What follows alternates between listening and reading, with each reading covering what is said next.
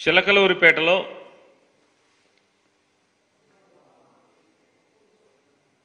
ప్రధానమంత్రి నరేంద్ర మోడీ గారి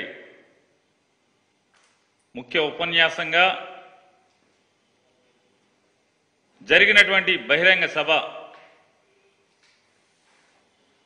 వైఎస్ఆర్ కాంగ్రెస్ పార్టీ అయితే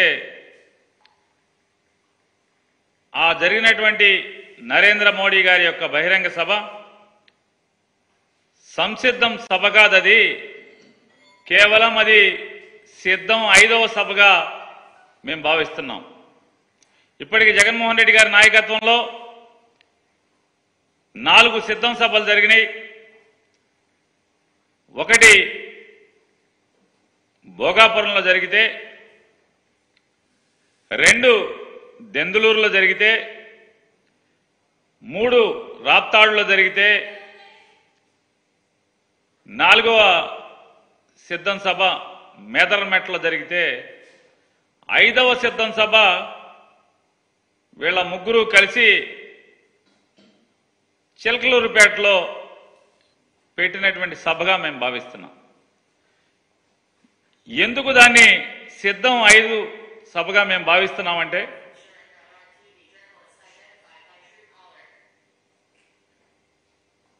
ఆ సిద్ధం 5వ సభ జరిగినటువంటి 4 సిద్ధం సభల్లో జగన్మోహన్ రెడ్డి గారు పాల్గొన్నటువంటి 4 సిద్ధం సభల్లో ఈ రాష్ట్ర ప్రజలు, అలాగే వైఎస్ఆర్ కాంగ్రెస్ పార్టీ జెండా మోసేటువంటి ప్రతి కార్యకర్త మళ్ళీ జగన్మోహన్ రెడ్డి గారి పరిపాలనే ఎందుకు కావాలి, ప్రజలు ఎందుకు ఓటేయాలి అనేది తేటతెల్లం చేస్తే, ఈ 5వ సిద్ధం సభ అయినటువంటి చిలకలూరుపేట సభలో మోడీ గారు కానీ, చంద్రబాబు నాయుడు గారు కానీ, లేదా పవన్ కళ్యాణ్ గారు కానీ అసలు ఈ రాష్ట్రానికి వారేం చేయదలుచుకున్నారు, వాళ్ళ ముగ్గురు యొక్క అవకాశవాద కూటమికి ఓటేస్తే అసలు ప్రజలు ఎందుకు ఓటేయాలి, ఓటేస్తే వారేం చేస్తారు వారు ముగ్గురు కలిసి ఈ రాష్ట్రానికి. అలాగే 2014లో వీళ్ళ ముగ్గురు కలిసి పవన్ కళ్యాణ్ గారు కూడా చెప్పారు, వెంకన్న బాలాజీ, తిరుపతి బాలాజీ ఆశీస్సులతో మా కలయిక గొప్ప కలయిక అయింది అని చెప్పారు. మరి 2019లో ఈ పాచిపోయిన లడ్లు ఇవాళ చిలకలూరుపేట సభకి ఎలా తాజా లడ్లుగా మారినాయో పవన్ కళ్యాణ్ గారు చెప్పాడా ఈ రాష్ట్ర ప్రజలకి? పాచిపోయిన లడ్లు 5 ఏళ్లు మారేప్పటికీ ఎలా చిలకలూరుపేట అంటే కాకినాడ నుంచి 5 ఏళ్ల క్రితం కాకినాడలో పాచిపోయిన లడ్లు చిలకలూరు 5 ఏళ్లు గడిచిన తర్వాత ఈ చిలకలూరుపేట సభకు వచ్చేప్పటికీ ఎలా తాజాగా మారినాయి, ఎంత రుచిగా ఉన్నాయి, ఎందుకు రుచిగా మారినాయి చెప్పలేదు. అలాగే భారతదేశానికి ఒక దుర్మార్గమైనటువంటి పరిపాలకుడు, ఒక నియంత, భారతదేశానికి ఒక టెర్రరిస్ట్ లాంటి నరేంద్ర మోడీ అన్నటువంటి నరేంద్ర మోడీ ఇవాళ చంద్రబాబు నాయుడు గారికి 5 ఏళ్లు తిరిగేప్పటికీ ఎలా భారతదేశాన్ని ఉద్ధరించే నాయకుడిగా మోడీ మారాడో, ఆంధ్ర రాష్ట్ర ప్రజలు మోడీ గారి నాయకత్వానికి ఎందుకు ఓటేయాలో, వారు ముగ్గురు కలిసినటువంటి అవకాశవాద కూటమికి ఎందుకు ఓటేయాలో, వారికి ఓటేస్తే ఈ రాష్ట్రానికి వచ్చేటువంటి మేళ్ళేంటి చంద్రబాబు చెప్పలేదు. చెప్పకపోగా ఏంటయ్యా అంటే అదంతా కూడా అక్కడ జరిగినటువంటి సభలో సిద్ధం 5 సభ చిలకలూరుపేటలో జరిగినటువంటి ఏంటంటే చంద్రబాబు నాయుడు మాట్లాడేది మొత్తం అంతా కూడా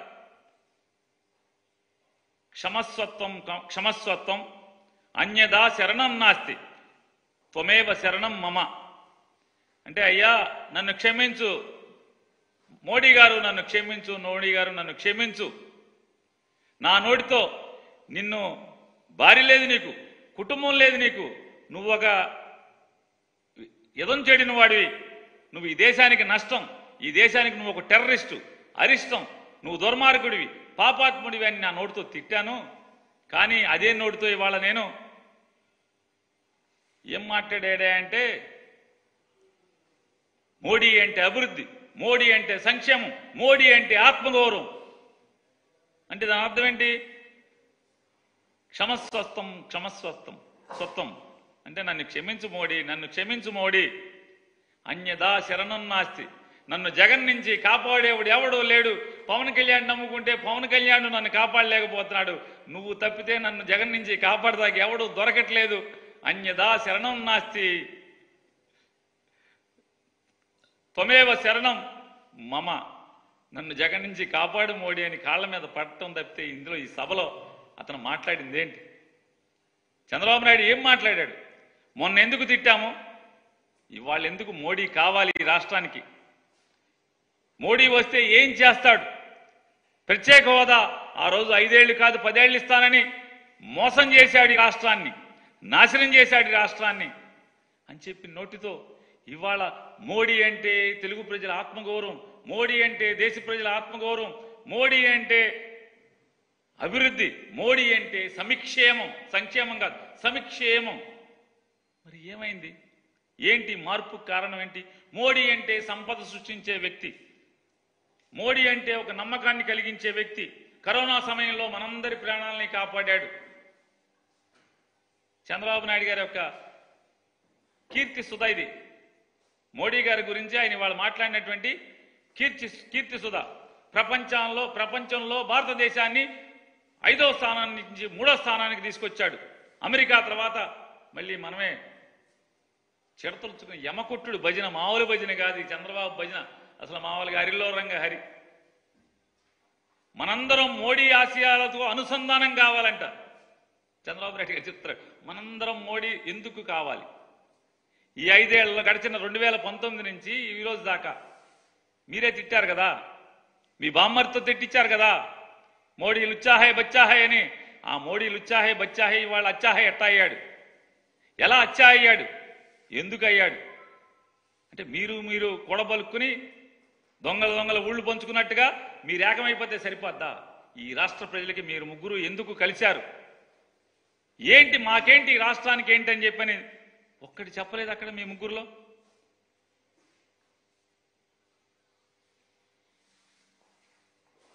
ఆయన మాట్లాడతాడు చంద్రబాబు నాయుడు గారు, జగన్మోహన్ రెడ్డి గారికి సొంత చెల్లెళ్ళే ఓటు ఇద్దంటున్నారు తమ్ముళ్ళు. చంద్రబాబు నాయుడు గారు,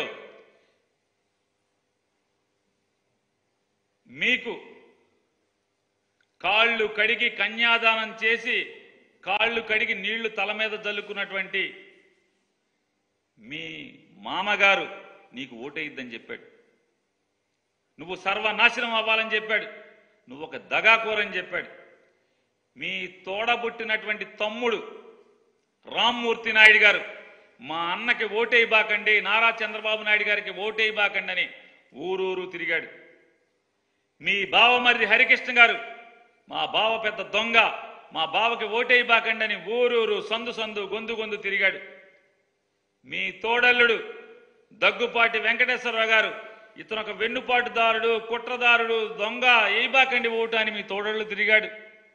మీ వదిన గారు ఈరోజు డయాస్ మీద ఉన్నటువంటి ఆవిడ మా బావకు దొంగ, మా బావకు మోసగాడు, మా మరిది ఒక మోసగాడు, ఓటేయబాకండి నారా చంద్రబాబుకినని సాక్షాత్తు మీ శ్రీమతి గారు అక్కగారు తిరిగారు. మీ మేనగోడల భర్త గారు నార్నే శ్రీనివాసరావు గారు చంద్రబాబుకి ఓటేయబాకండి అని చెప్పని ఊరు ఓడా తిరిగాడు. మరి మీ చుట్టాలంతా ఆగా తిరిగేశారు కదా.